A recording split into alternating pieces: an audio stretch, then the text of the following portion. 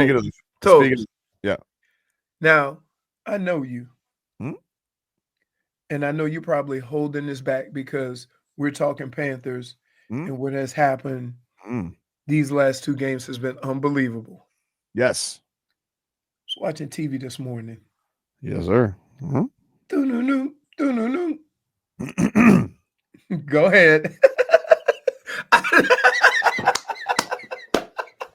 I just said I don't want to take the moment because I don't feel, I'm not into it like you are with this. Hmm? What do you mean? You know what the hell I mean. What do you mean? I don't know. What are you referring to? It could be a lot of things. What are you referring to? Giannis Antetokounmpo is open to being traded out of Milwaukee. Well, it's funny you mentioned that, Leroy. I did happen to see that report from Sham Sharania today. And then, but wait, and then Wendy killed it. What did he say?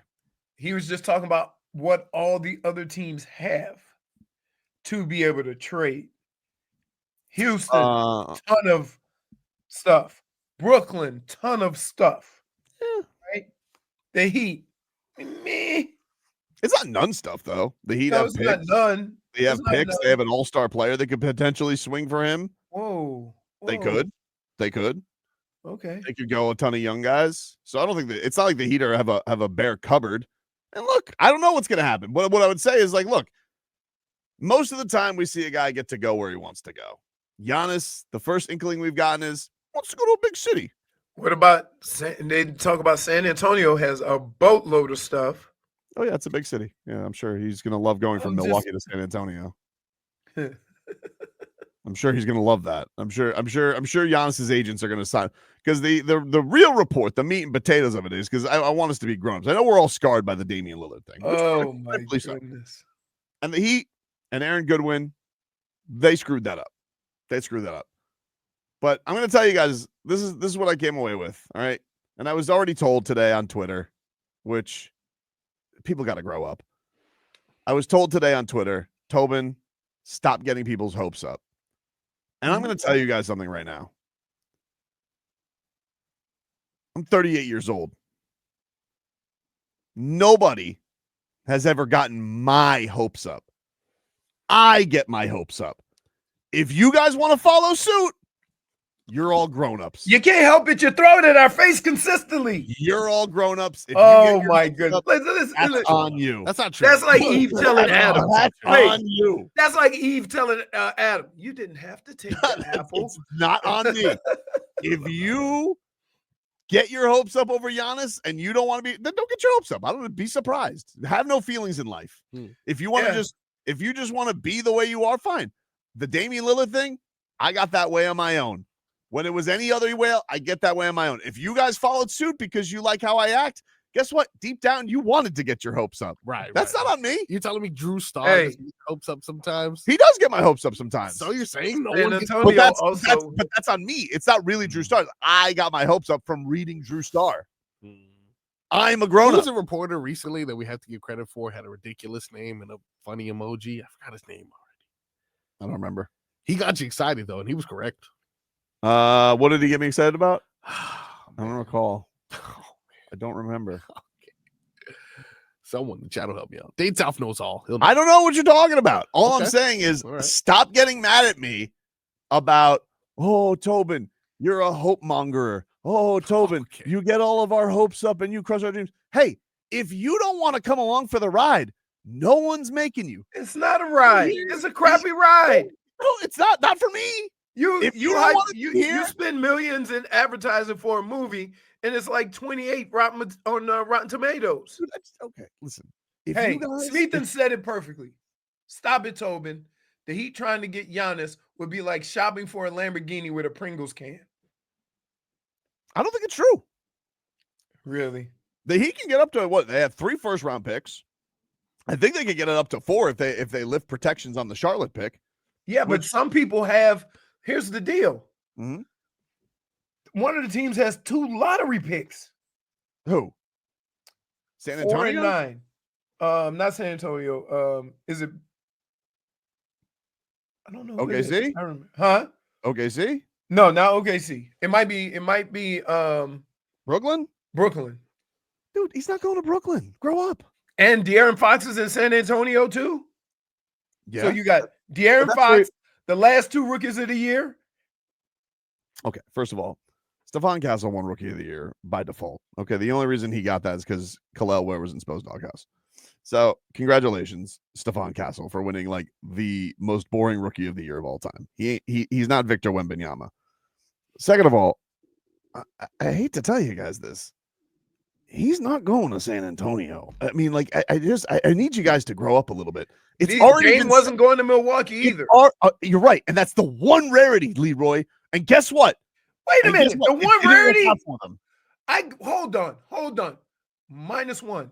What? Because I've been telling you that about basketball, about an 8 seed beating a 1 seed, and you just blow right by that. So don't then all of a sudden take a different situation and say it happened one time. What did I blow by? It is a rarity that an 8 seed beats a 1 seed. I would never deny that was. You make assumptions that it can happen again. With the same roster of guys? Yeah, sorry. I whiffed on one. Guess what? You were loud wrong. I was loud wrong. Tit for tat. We're even, Steven, dude. Okay? But you want to know and guess what? You want to know where De'Aaron Fox wanted to go? He wanted to go to San Antonio because he's from there. Heavens to Betsy. Amazing. Most of the time, guys. That's not what you were saying. That's not what you were saying when they were looking for. Oh, you know who he's friends with. I did say I know where he's friends with, but it made sense. I understood. Like he's a Texas guy. Dude, you didn't act like that. Nah, I understood it. I got it. Plus, De'Aaron Fox went for peanuts. He didn't really go for that much. And the Heat still couldn't get him. But they didn't want him. He didn't want to go there. What are you going to the Heat are going to go trade for a disgruntled guy in the middle of this season when they already had Jimmy Butler? Yeah, that makes sense. Grow up. Hey, look. Bam's agent is Giannis's agent. His agent's meeting with the Bucks. They're going to know. We'll know if the Heat are in it or not. And by the way, De'Aaron Fox is from New Orleans. I don't think he is. He's from Texas. Did he go to school in Texas? He went to Kentucky.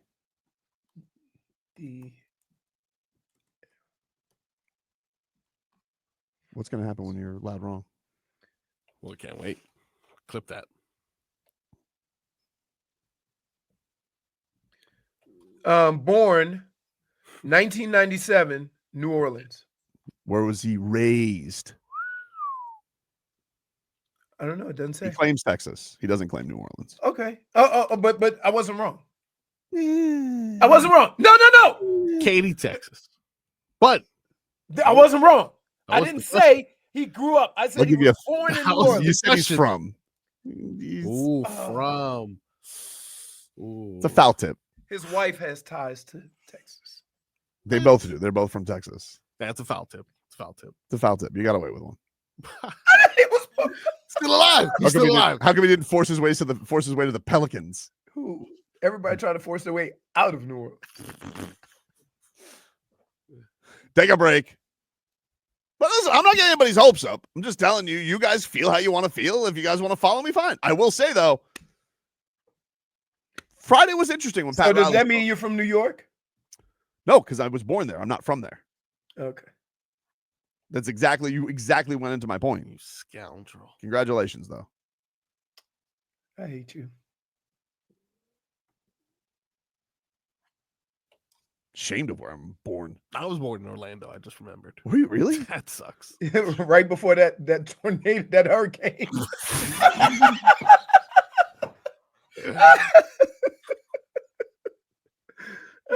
Morning. Oh my God, it was so scary. It took me longer to get to Orlando, or it took me longer to get to work today than it did to get to Orlando to call these fights this weekend. I got there in like 2 hours up the turnpike, clean. Getting to work today, about 2 hours. I got to tell you, when I got up this morning and saw it was pouring, I'm like, I don't care what day of the week is. I ain't going. Ed, do your thing. I feel like it was better like on Friday. It feels like it starts very strong, but it peters out. Like when he talks, when he talks, so he does the hand thing. Like No. Okay, too much. Am I doing too much? At one point it sounded good. Oh my God. Welcome back, everybody. Tobin and Leroy here with you. Hey, we got country artist Lee Brice is coming to War Memorial Auditorium in Fort Lauderdale in September.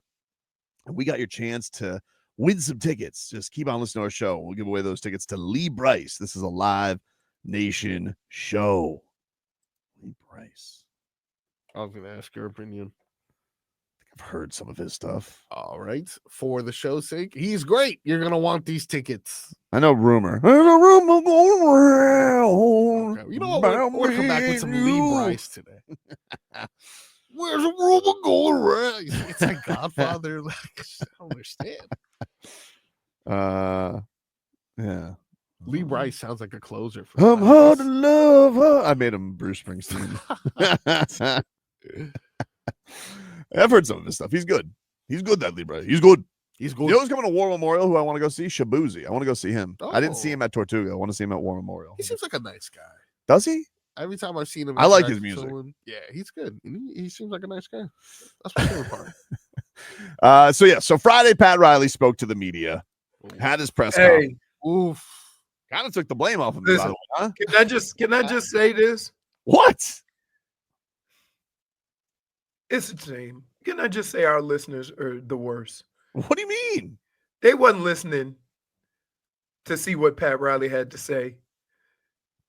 They were listening to make sure the saboteur wasn't in there ruining the franchise. Saboteuring, dude. And he basically said and that. Then when you didn't say nothing, they called you chicken. I did say something. I got in there. All right. He told everybody. He told his critics to go to hell. Basically, that was his answer to my question. But he did start the press conference because he was asked right off the bat about the Jimmy thing, and he goes, "Apologize? Apologizing? I ain't apologizing for nothing. Nothing, dude." Did you hear that and go exonerated? I thought it. Yeah, because if he would have said, I had some regrets, and I was like, damn it.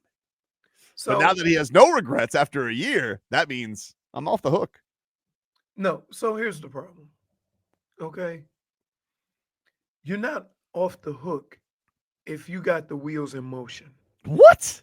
It was your question that got Pat in the frame of mind to not give a bleep. That's not that fair. He was done. Oh, that's no. Not fair.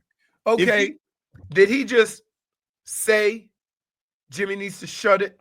Or did you ask a question that got him to say that got him fired up? Look. No. Answer the question, and then you can move forward. I asked a question, but my question had nothing to do with the reason why Jimmy Butler left. You mentioned his name. You said Jimmy said.